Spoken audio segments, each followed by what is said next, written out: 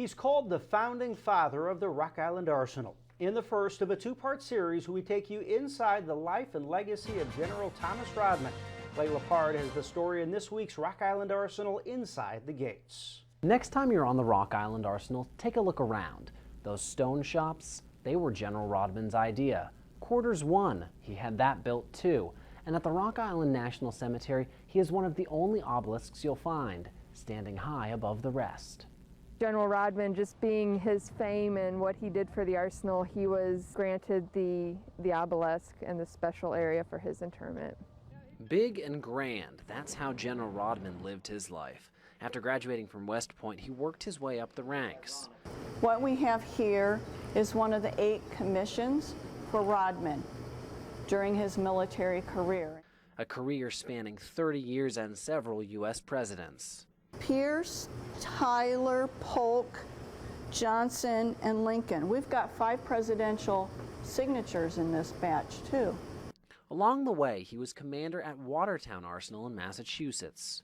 He was responsible for equipment that was vetted through Watertown Arsenal and also manufactured at Watertown Arsenal, where he got himself in hot water.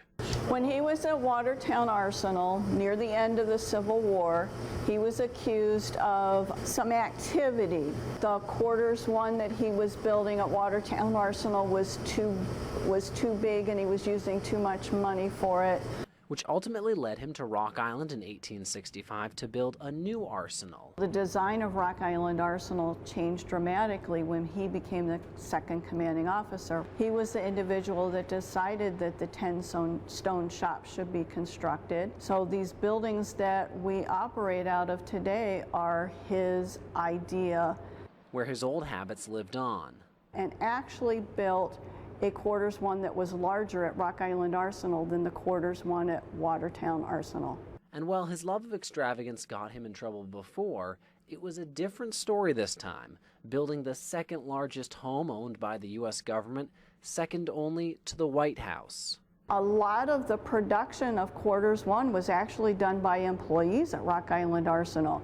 And when there was stone for the stone shops that they determined wasn't of good enough quality for the shops, they just set that aside and that was used at quarters 1. Quarters 1, along with all the stone shops, still stand today. And coming up next week, find out what invention of Rodman's revolutionized the way we fight. Clay Lepard, 10 at 10 on CBS 4.